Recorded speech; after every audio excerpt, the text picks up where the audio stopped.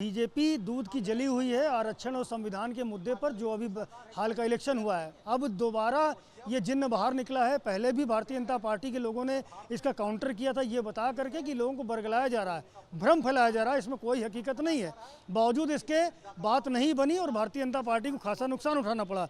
लेकिन अब जब राहुल गांधी ने बात दोबारा से कही है और मायावती ने इसका काउंटर कर दिया है, तो भारतीय जनता पार्टी को तो फिर एक बार मौका मिल गया ना कांग्रेस पार्टी पर हमला करने के लिए। मायावती जी ने क्या कहा है? मायावती ने ये कहा है कि कांग्रेस पार्टी वर्षों से दलितों का, पिछड़ों का, आदिवासियों का सबका आरक्षण खत्म करने की कोशिश कर रही है। राहुल गांधी यही बात कह रहे हैं और ये भी कहा है कि राहुल गांधी अगर ताकत में आएंगे तो वो इन सारे आरक्षण को खत्म कर देंगे। तो बीजेपी को भी तो एक तरीके से गेंद बीजेपी के पाले में आ गई। हमेशा कहते हैं 1961 में जवाहरलाल नेहरू जी ने कहा था, जवाहरलाल नेहरू जी ने सभी मुख्यमंत्रियों को पत्र भेजकर कहा था कि उन्हें आरक्षण पसंद नहीं है, तो उन्हीं के परिवार के तो हैं, तो ये कह रहे हैं। और सही बात है, ओबीसी को कभी कांग्रेस ने आरक्षण दिया?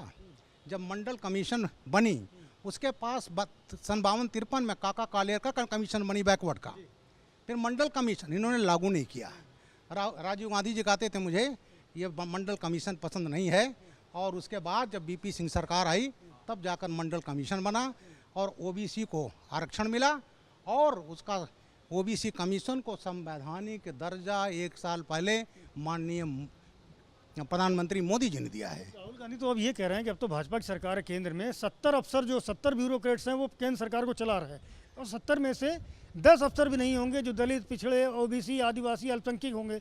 मतलब बाकी के सोचिए 90% जो हैं वो सवर्ण वर्ग के हैं या बिना आरक्षित वर्ग के हैं। ऐसा है, जो हम कंपटीशन से आते हैं IAS IPS और IPS IPS में कंपटीशन से आते हैं, उसके बाद प्रमोट हम के ऊपर जाते हैं। अक्सर मैंने देखा गया है कि हमारे कई बैचमेट रहे, दलित रहे, मैं तो DGP हुआ, वो IGO को रिटायर हो गए। तो ऐसा होता है, कई लोगों का एज नहीं है। दिक्कत ये है हमारे साथ दलित वर्ग के कि बहुत कम ऐसे हैं जो 22 मैं तो 22 साल में आ गया था, नहीं तो काफ़ी एज में आते हैं। और वहाँ जब पहुँचते कई लोग की एज नहीं रहती, तो ये जो वहाँ जो भी होता है वो बिल्कुल संविधान के अनुसार होता है, सीनियरिटी के अनुसार होता है। तो राहुल गांधी जी ये कह रहे हैं कि दलित वहाँ सेक्रेटरी नहीं है, सीनियर ब्यूरोक्रेट नहीं है, वो बिल्कुल गलत कह रहे हैं। और जो उस पर पहुँचता, अभी रेलवे बोर्ड का चेयरमैन जो बना है, पहली बार उनका नाम है सतीश कुमार, मेरठ के रहने वाले हैं, chairman railway board. Modi ji ने पहली बार कोई रेलवे बोर्ड का चेयरमैन हुआ, वो दलित है। तो जो सक्षम होता है उसको बनाते हैं। मैं DGP बना, DGP बनने के बाद योगी जी ने मुझे चेयरमैन ST कमीशन बनाया, मुझे राज्यसभा का सांसद बनाया, और मुझे मोदी जी ने बनाया chairman parliament standing committee on home affair, जिसके 3 कानून निकले हैं।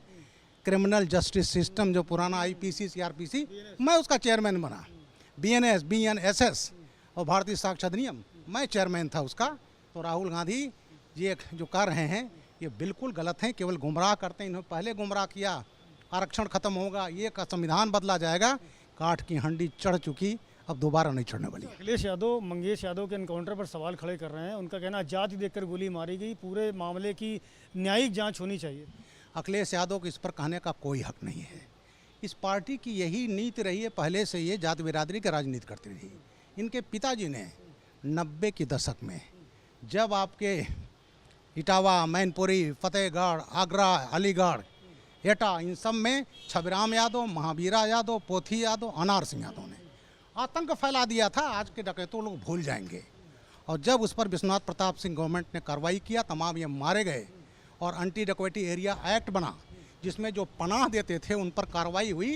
जिनके पिताश्री ने कहा था बैकवर्ड को परेशान किया जा रहा है, और वही अखिलेश यादव कर रहे हैं।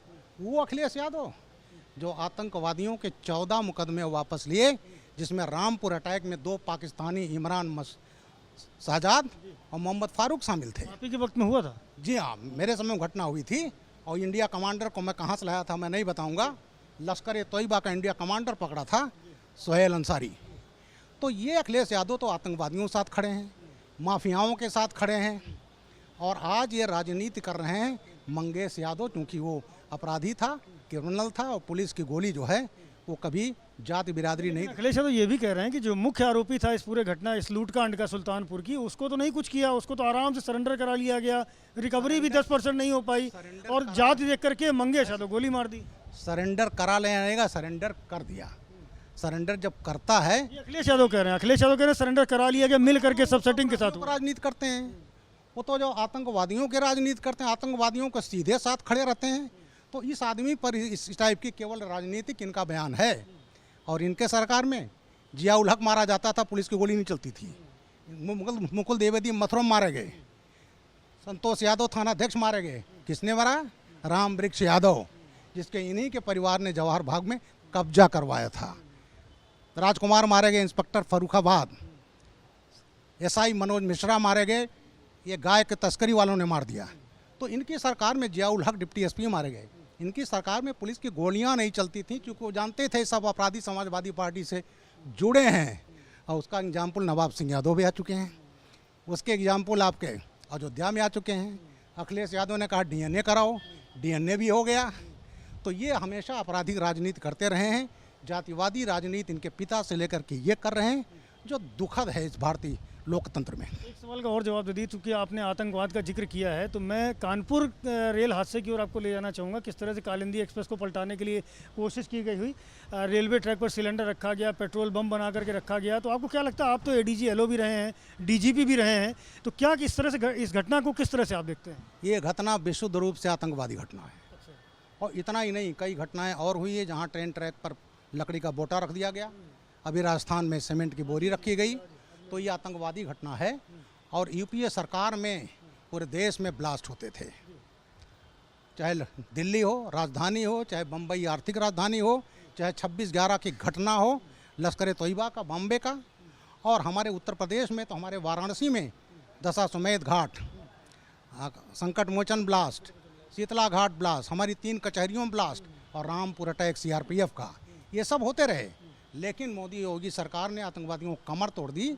आज ये सुरक्षित जगह है, इसलिए इन्वेस्टमेंट आ रहा है। आज अच्छी जगह, तो फिर ये अटेम्प्ट कैसे हो रहा है? ऐसा है, बताए ना, तमाम पार्टियां जो आतंकवादियों के साथ खड़ी रही हैं, और आज जय जयकार हुई मोदी जी की पूरे विश्व में, तो इनको बर्दाश्त नहीं हुआ। इनके कलेजे पर सांप लेट रहा है। राजनीतिक दल कौन सा हो सकता है? खुल के बोल दिए ब्रजलाल जी, आप तो वरिष्ठ अधिकारी हैं, सब जान रहे हैं, समझ रहे इस हैं। घटना में किसी पार्टी पर नहीं उठाऊंगा, लेकिन जो तथ्य है उसको मैं बताऊंगा कि अखिलेश यादव ने 14 मुकदमे आतंकवादियों के वापस लिए थे, जिसमें रामपुर अटैक का मोहम्मद इमरान और फारूक पाकिस्तानी थे, लश्कर तोयबा के, हाफिज सईद के थे। उस पर हाई कोर्ट ने कहा था आप कौन होते हैं अखिलेश मुकदमा लेने वाले, इसको कोर्ट डिसाइड करेगी। आप आज आतंकवादियों के मुकदमे वापस लें, कल उन्हें पद्म विभूषण दे देंगे। तो ये घटना आतंकवादी घटना है, इसको हमारी एजेंसी वर्कआउट करेगी। और हम जो आतंकवादियों की कमर तोड़े हैं, इनको पनपने नहीं देंगे। इस घटना को आप अखिलेश यादव से जोड़ रहे हैं कहीं ना कहीं? नहीं, इस घटना से अखिलेश उदाहरण दिया आपने? नहीं, उदाहरण दिया है कि आतंकवादियों के साथ खड़े रहते थे। मैं इस घटना से इनका नाम जोड़ना है, जब तक कि कोई चीज़ वर्कआउट ना हो जाए।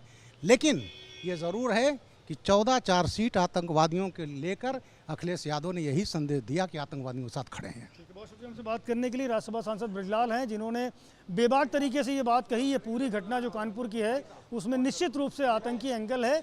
और ये भी बात कह रहे हैं कि इसके पीछे कहीं ना कहीं राजनीतिक दल भी हो सकते हैं, जो योगी और मोदी की लोकप्रियता से जलते हैं। कैमरामैन प्रेम सिंह के साथ Sanjay Tripathi, ABP news, Lucknow. For exclusive and insightful videos, subscribe to our new channel ABP Live Premium.